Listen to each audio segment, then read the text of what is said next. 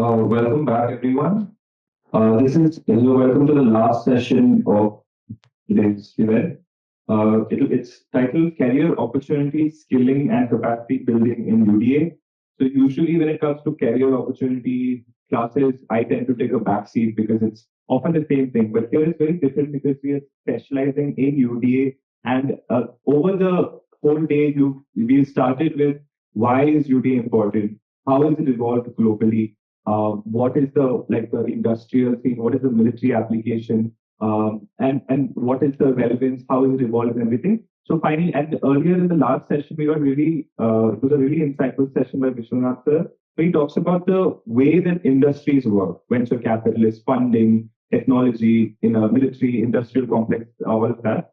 What I would like to take of this session is kind of like humanizing UDA, the sector, who will fill the roles, what roles exist, and things like that. So for this session, I'm joined by Mr. Rishikesh Dande. He is the Deputy Director of the Pune International Center. He serves as the first Region Head Academic Alliances Group, TCS, and then BECSE from MIT Pune in 2001. He started his professional career with Tech Mahindra in 2003 and was in the US from 2006 to 9.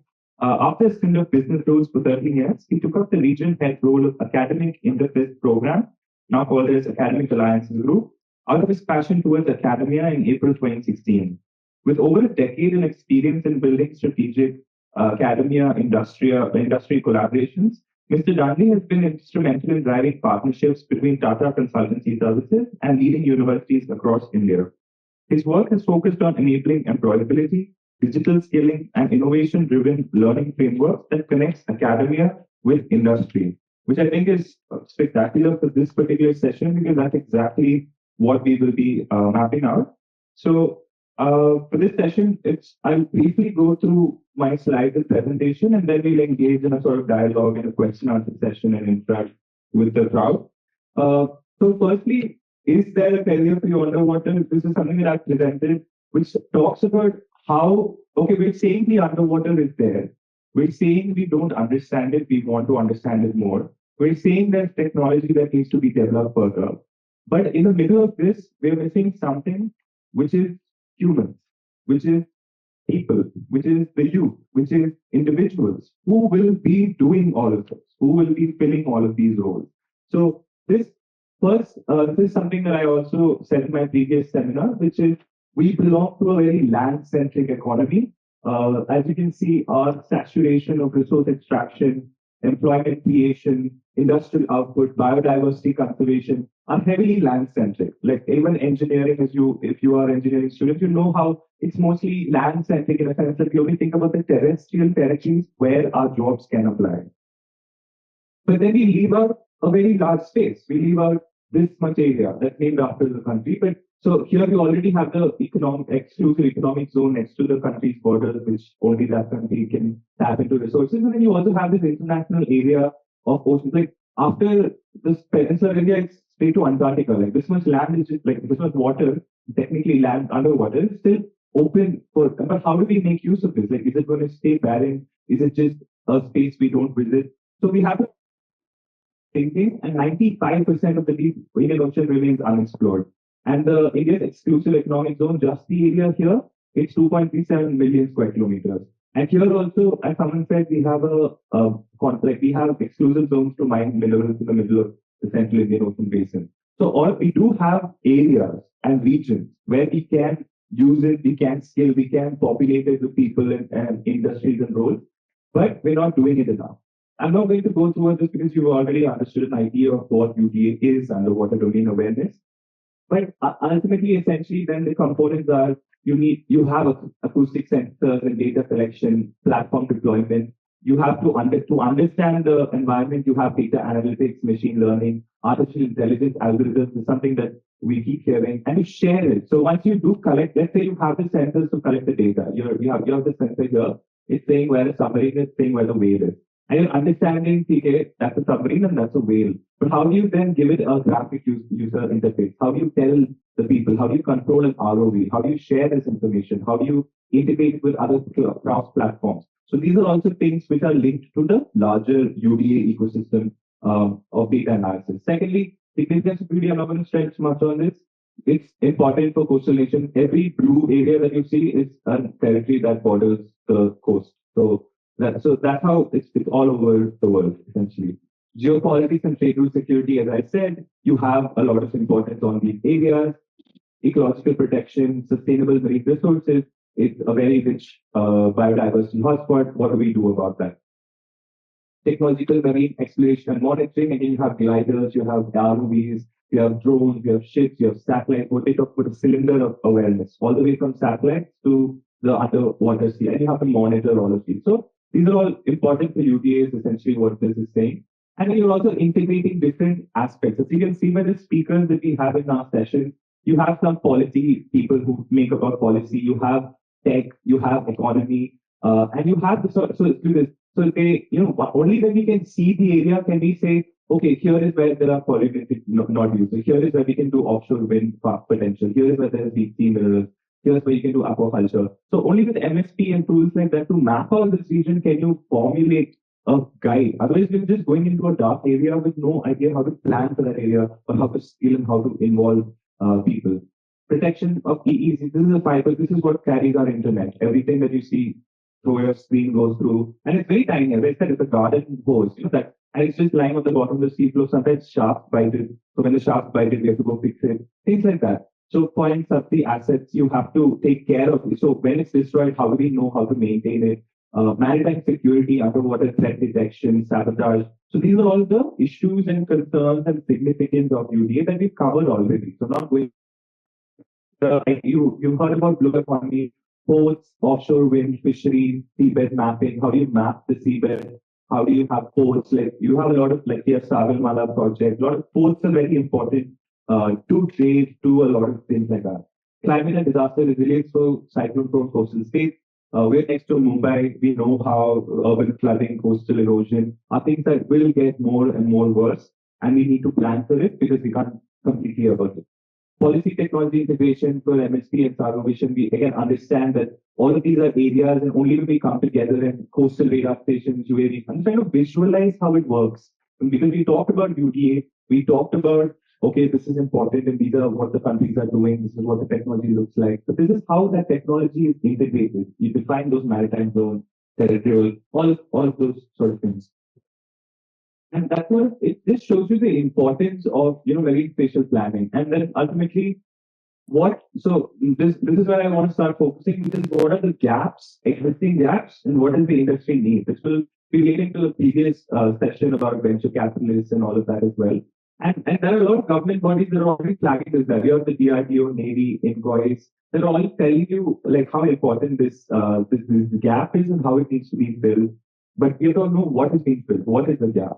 So existing gap is we don't have skilled workforce. Right now, we don't have the technical capacity. We don't have the courses, the skills necessary to in the scale that it demands. You have limited use of advanced technologies, big data, manual processes. So how do you calculate all the data you're getting from the ocean, but how do you put it together? Fragmented policy, there's a lot of different agencies from where different functions have, how do you coordinate between them? And environmental concerns and climate change risk, we are rising temperature, sea level. So all of these are gaps and things that are important to address as we go forward. You also have dependence on import technology, as I said, there's Japanese and American technology that don't work in our waters. So if we import them, but they work at 30% efficiency, then is it really efficient? Limited operational data utilization, inter-agency coordination, growing URN compliance, which is that boats make a lot of noise, so it disturbs the local ecosystem. How do we limit it? How do we navigate it? These are all the things that require answers. So this is what I think people like. We say the job market is like sinking, but what I think is it needs to dive, and I think that's where we have to understand the career opportunities. In UDA is manifold, right? You have a lot of employment sectors. For example, you have blue ocean governance. So these are shipping, port development, strategic planning. But then also sediment management, seabed dynamics to know what does the soil look like that can allow a ship to enter a port. What if the port is clogged with silt? How do you remove that silt? Freshwater and inland water management. Again, it's not just about oceans. Where is the water coming from to the oceans? It starts in the glaciers, in the rivers, in the lakes. So we also do a lot of dams and construction. So they also require, again, it's related to underwater. So whatever space is underwater comes under UDA. So not just the oceans and the seas, but also rivers and lakes. Data analytics and marine informatics, digital transformation of maritime sectors, URL management, underwater radiated noise, underwater robotics is something that you have aquaculture. You have a lot of NGOs and development agencies that are focusing on the oceans right now.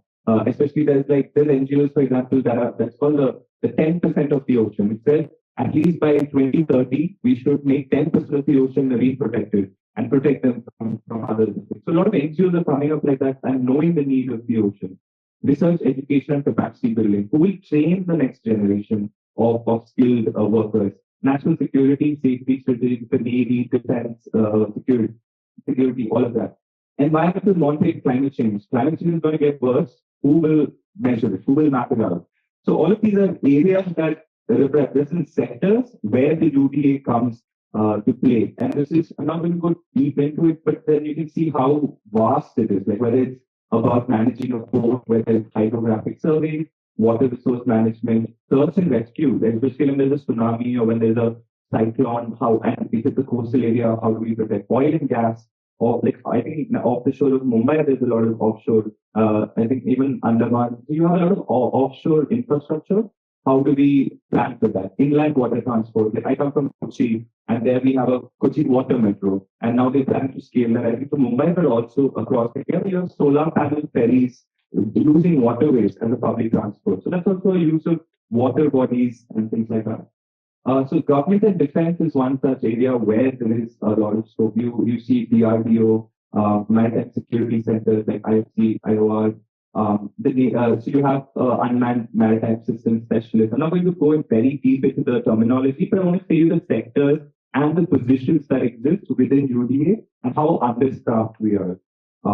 Private industry and blue economy, it's not just security, it's also private, it's AUV technicians, how do you operate an underwater drone, an underwater robotics, port operations and marine infrastructure, Adani ports, DB World, PSA Jawaharlal. These are ports that are one of the largest, a lot of them are very large, handling millions of containers. And so people are required for that sort of management logistics.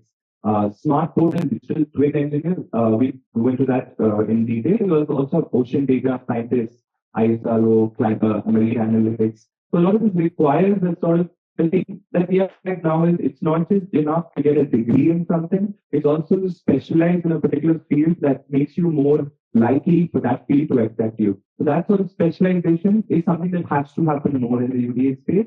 When it comes to research and academia, you have a lot of institutions, would be science-oriented, marine policy, ORF, public policy initiatives. So they also, like ORF, they look at geopolitics. You have NIOT, which looks at oceanography.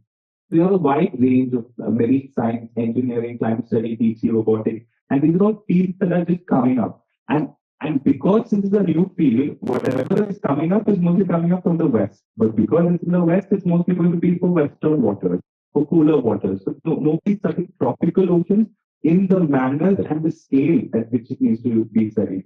You also have NGOs, development organizations, international, as I said, World Bank, UNEP, UNDP, UNESCO. For example, UNESCO has this underwater cultural heritage. So now they're looking at how do we preserve sunken heritage. So that they also look at underwater areas for as well. So you have coastal livelihoods, specialists, startups, startup and innovation, as I said, like a lot of carbon analysts, marine AI, aquaculture. So these are all things that exist out there, but it's just such a coming up space.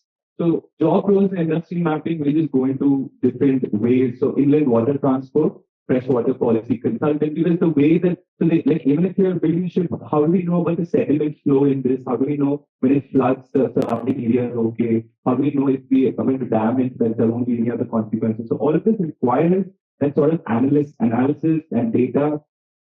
You have bathymetric surveyor looking at the seabed, mapping the seabed, habitat mapping, ROV technician, as I said, signal processing engineer, acoustic analyst, because as Sridhar also said, the language of the ocean is sound.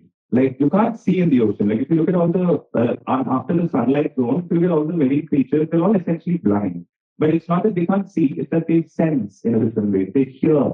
As I said, whales communicate through singing. Whales communicate through clicks. So sound is a very important component.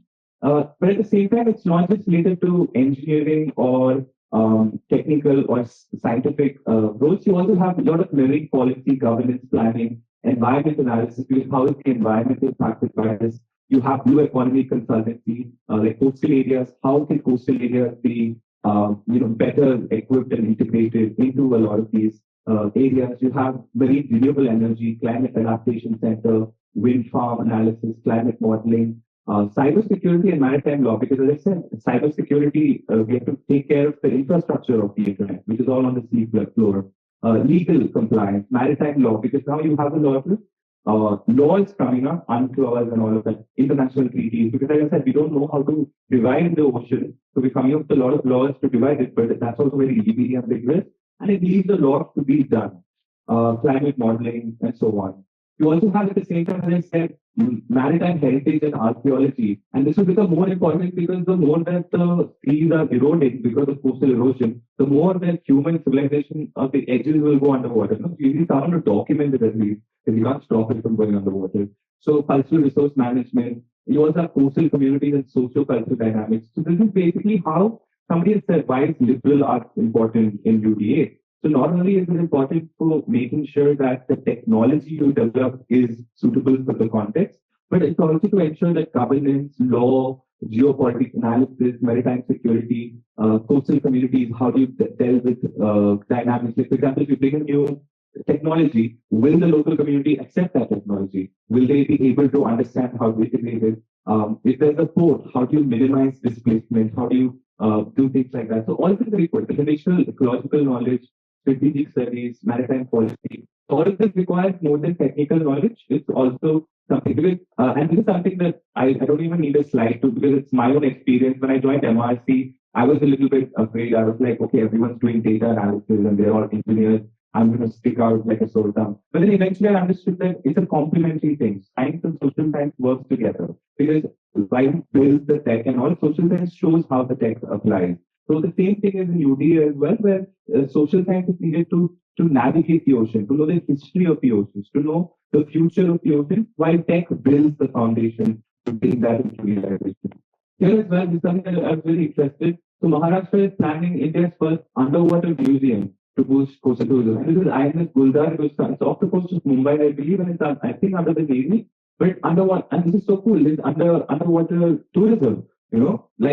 If people will pay to see like shipwrecks and maybe white like rich tourists as well. So we should bring them.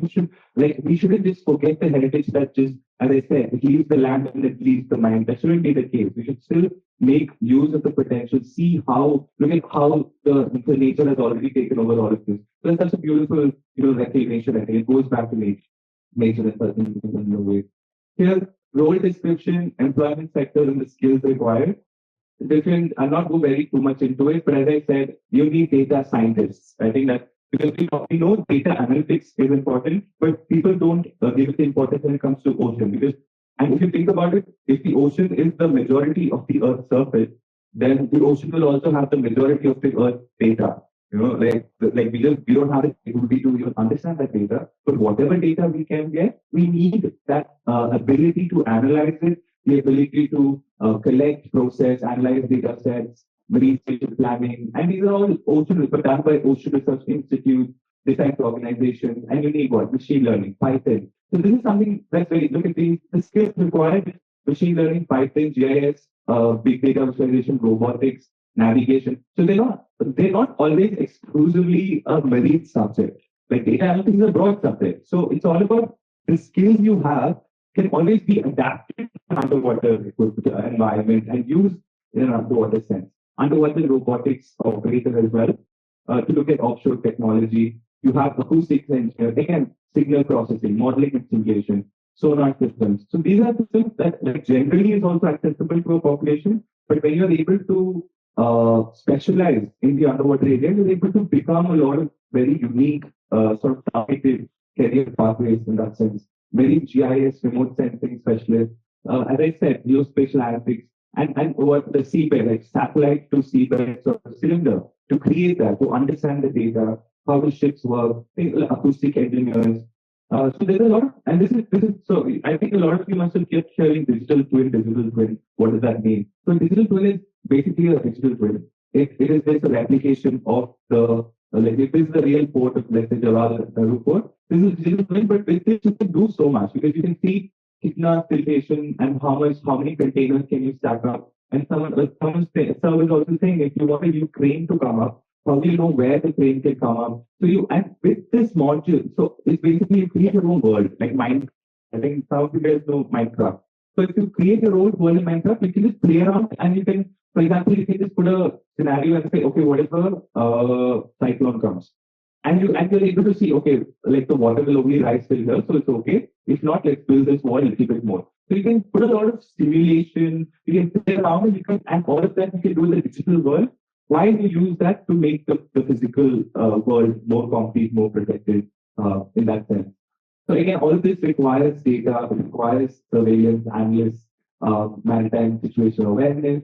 You have to know blue economy development and policy specialists. You have like UNESCO, the Ministry of Earth Science. They create the policy, so sustainable resource management. Like fishes, for example, there's a maximum sustainable yield that you're supposed to fish. If you fish beyond that, then you exhaust local populations. So who creates those? Who makes sure fisheries? And it's not, if you think about it, it's all ultimately, if someone wants to do a job, they do it for money. Yes, they also do it for self-satisfaction, but they also do it for giving back to the country. And all of these are such important things for the country, whether it's a maritime security or whether it's building policy to support fisheries in your state. These are all things that impacts more thousands and maybe millions of people that do actively support by just being in this field. So it's not a niche field in that sense, and I would say the level of impact that all of these UDA roles have goes beyond. This is, as I said, an underwater fiber optic cable. You send a rover and you tell, okay, is there any cracks forming? Because water comes and things go on, right?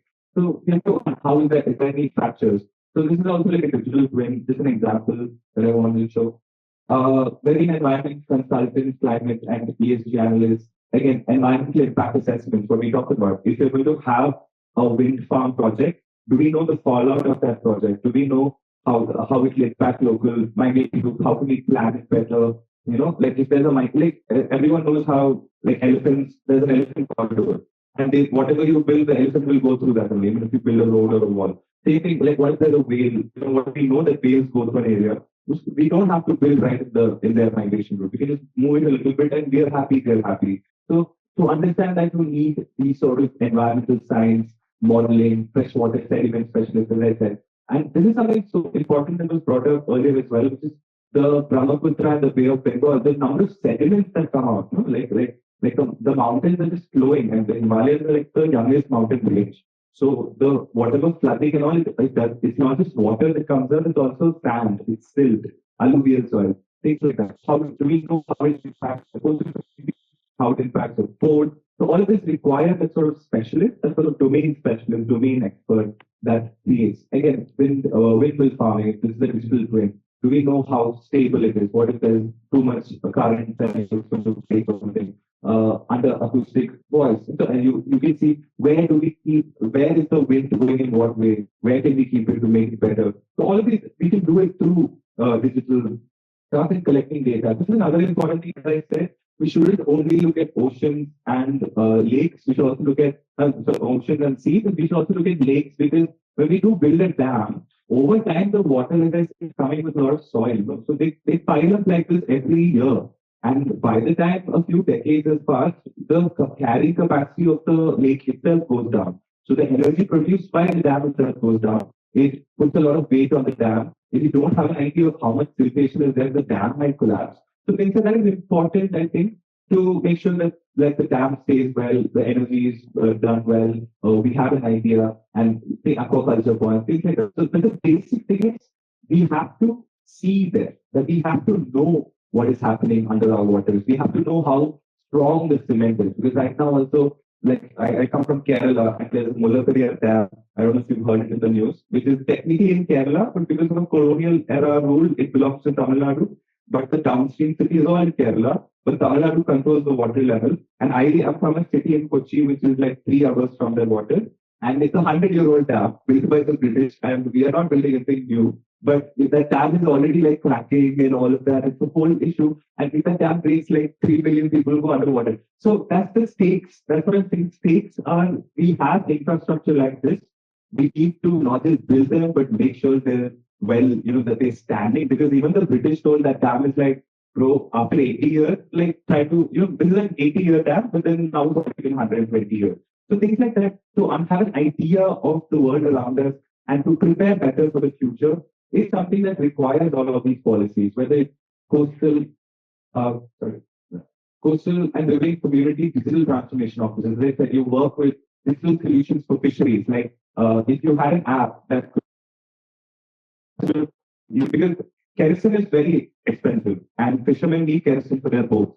And fishermen are probably the few job sectors that you have to put in capital expenditure before you don't even know if you get fish that day. And you're already buying enough kerosene. So if you, instead of not knowing where the fish is, you're just going into the open ocean. But if there was a technology that could pinpoint you to exactly where the fish is, and you just needed an app and you could go there, that's an example of how you use digital tools to enable community projects and community sectors. Researchers, academic, training, capacity building experts. So this, again, it's more about having that hands-on experience, working with communities, working with data.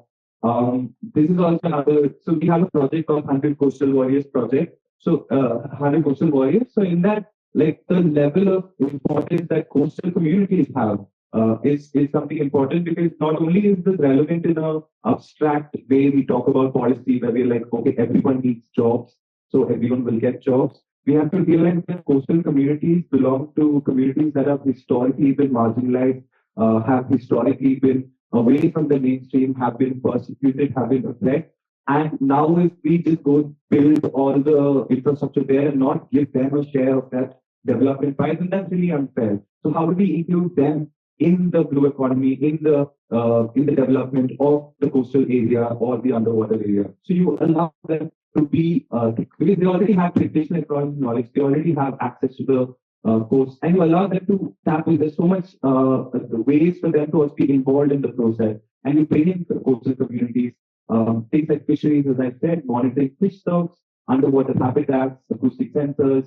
You have a lot of places that do it by the Department of Fisheries. Because as I said, fish is very important. It feeds a lot of people. Like I'm from Kerala, like I cannot survive without fish. That's just practice. Every day there's fish in my house. And Kerala, a coastal state, is very integral, not just because it's tasty, but also because it's protein. It's an important, cheap source of protein. That if you want a healthy population, you need to have a healthy food source. And for that, you need to have fisheries, healthy fisheries, things like that. Aquaculture, again, it's the same thing, but it's in a farm setup. So how do you ensure that there's no disease among fish? How do you ensure the conditions are good? So all of these require that knowledge, require that person being involved in these institutions. And this is also another digital way. I get in these models because it felt very nice. So here also you can see what is the temperature, how do we know the salinity? Because if the oxygen dissolves, like if the oxygen goes very less, then all the fish die now, or biomass densities. So the more we know, the more data we can collect, the more data we can analyze, the better we can plan. That's the ultimate sort of baseline that we need to understand. Mariculture, again, oysters, mussels, pearls, pearl farming, shellfish, like a lot of areas, pearl farming, often done by the women of the community and have an additional source of income. You have mussels, and I think in the next slide, climate change, knowledge change. As I said again, it's important to know how bad the environment is getting. Seaweed farming. This is very under. We don't really talk about seaweed enough because there are entire countries. I think we don't develop enough. I was going to talk about seaweed earlier, but seaweed is ultimately like a vegetable. Like it's a protein. It's a healthy food. And it can be grown and it contains more. I remember reading something like it contains more calories and nutrition that's involved, and it has a great return. Like if you just put a few baskets and it will grow on its own in the ocean, and you collect it and you can sell it more. And there's a few economics and how it's been used in a lot of coastal communities, but it's definitely a source of protein, it's a source of nutrition. And if we can help communities who can be involved in this farming and increase their autonomy, increase their like economic status, then that's something that's a win-win. Flood management and coastal resilience, as I said again, you need to know because flooding, coastal erosions as boats come up, the whole areas often gets in, let's see in current. So how do we model against it? How do we look at seabed mapping, risk assessment, early warning systems? Because early warning systems is very crucial. Important. I was in Sri Lanka recently, and it's just there. It's like a national memory that they all share. And there in Sri Lanka, the railway tracks are in the border of the country, like in the coast.